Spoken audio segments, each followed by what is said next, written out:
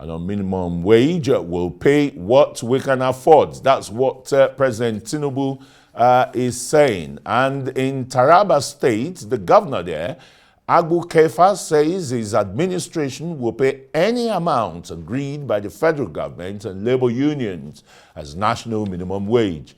The governor disclosed this in an interview shortly after inspecting some projects in Jalingo, the state capital. He adds that the welfare of the workers in the state remains his responsibility and has agreed to pay any amount arrived at by the federal government as minimum wage.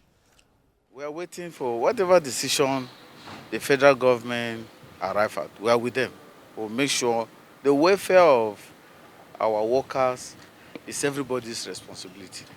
So the federal government is willing to improve the welfare of the workers. The same thing at the state level. So we are with them. Whatever they arrive at, we'll make sure we'll follow. We are also talking even behind the scene to ensure that we reach at something. So I don't think it's going to be an issue. As Abu Kefa's there, the governor of Taraba State.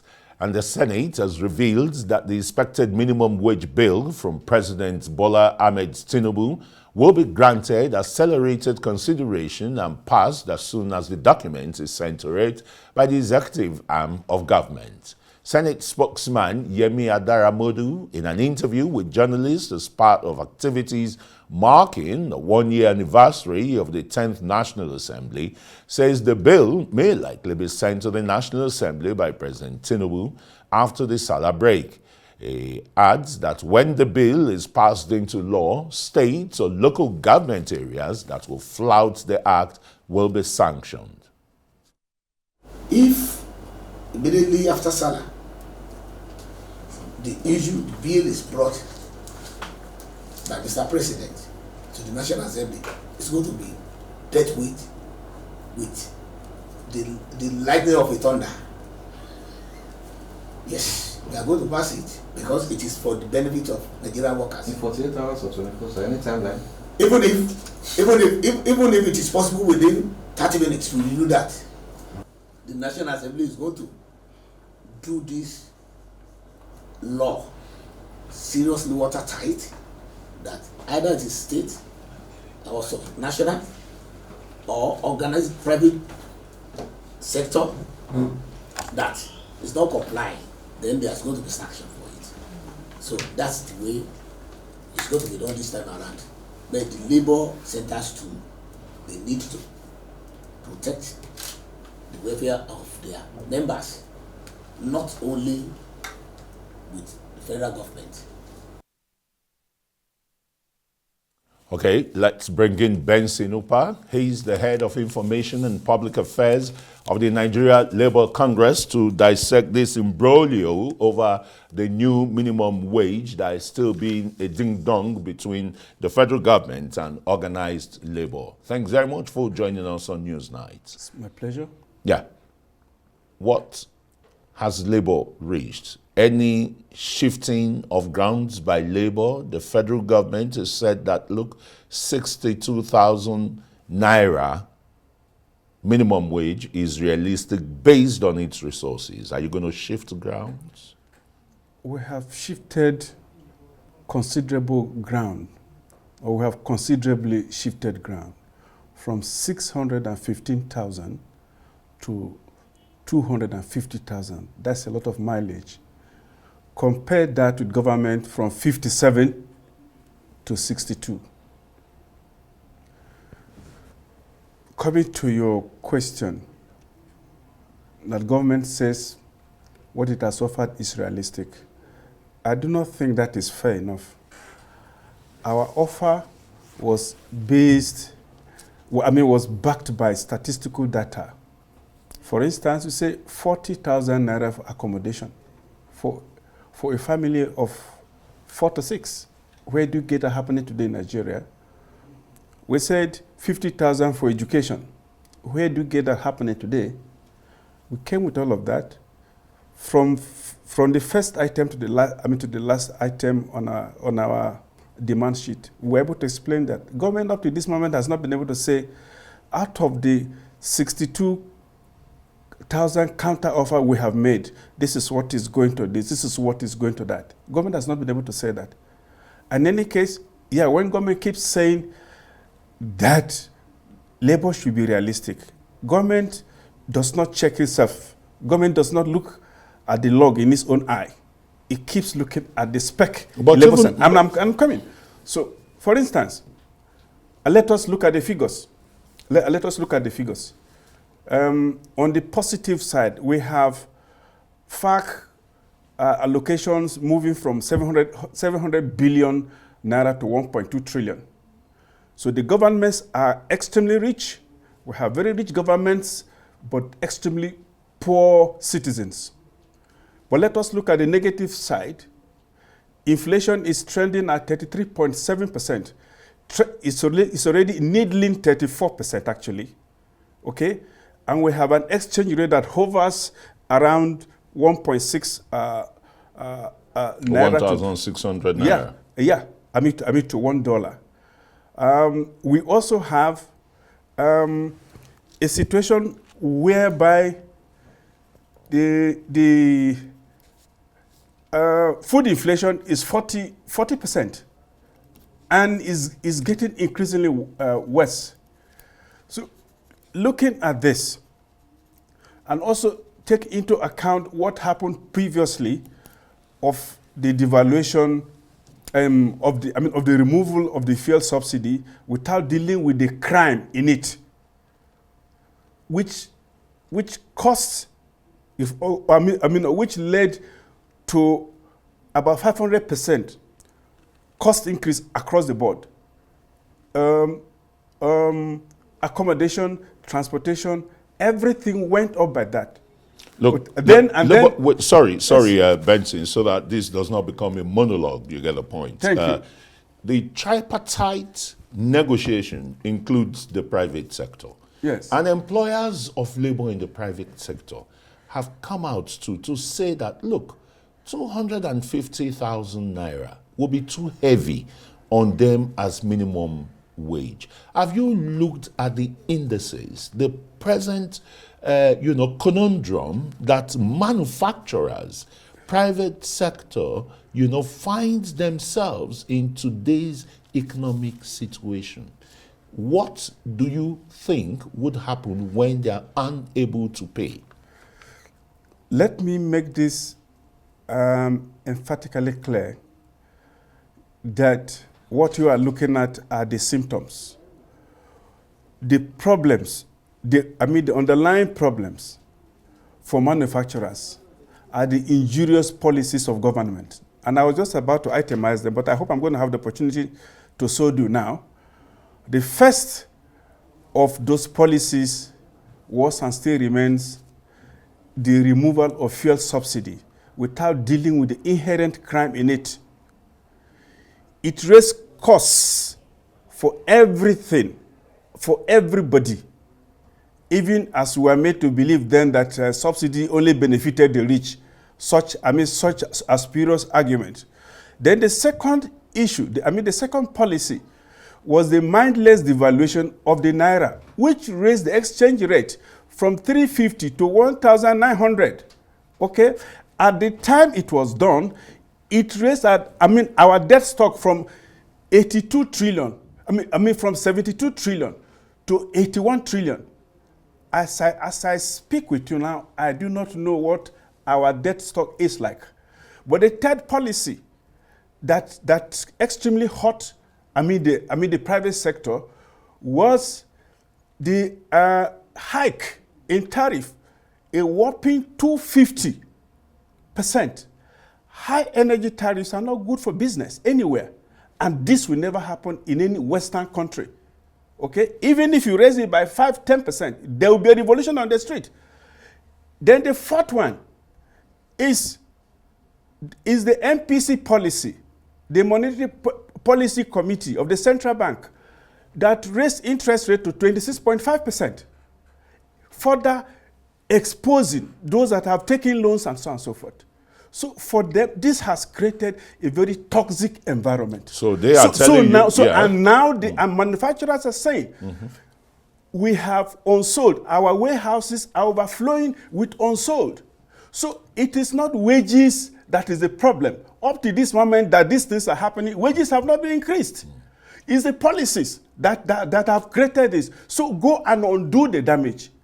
And then look at the multiplicity of taxes.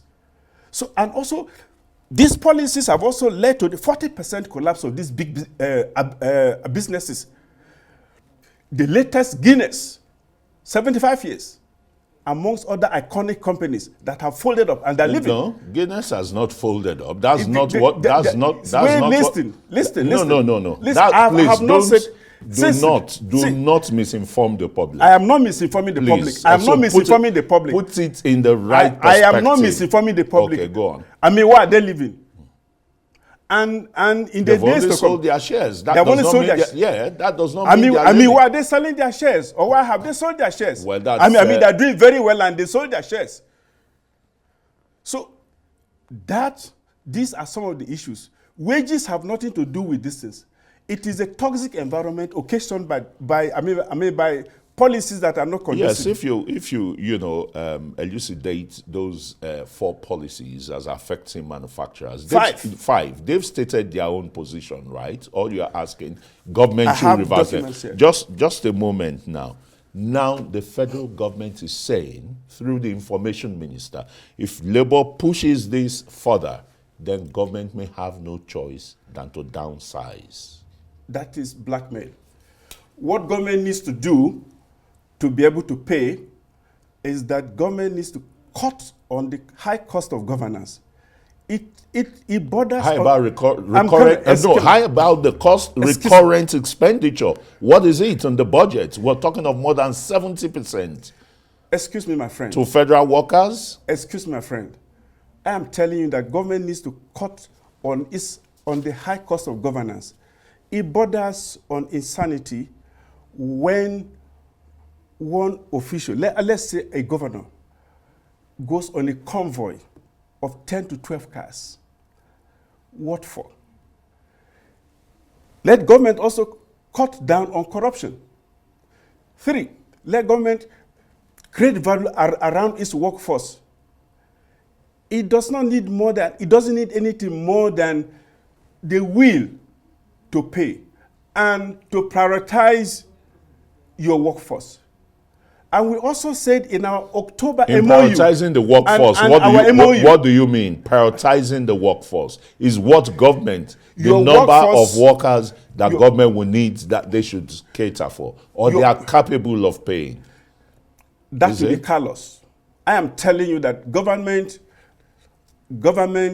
has the capacity to pay, and we're saying at the moment, how much goes to political office holders? How many are they? How much goes to the rest of the population? Do you subscribe to the notion that one person whose budgetary allocation for feeding, and let's take governor of a state, how much is budgeted for feeding in a day? How many are they feeding? These are some of the leakages, wastes. These are some of the obscenities that are not good. I want you to know Nigerian workers are Nigerian citizens, and they should not be treated shabbily. The moment you treat your workforce shabbily, something must give way. And the moment you pauperize the citizenry, the country becomes the poorer, and you create problems. So it is unfair. At the moment, we cannot continue like this, and it is not wages. What is bleeding us is quite obvious, even to the entire world. So let us check ourselves. By the way, subsidy has been removed. Where are the dollars? Every day we're selling oil.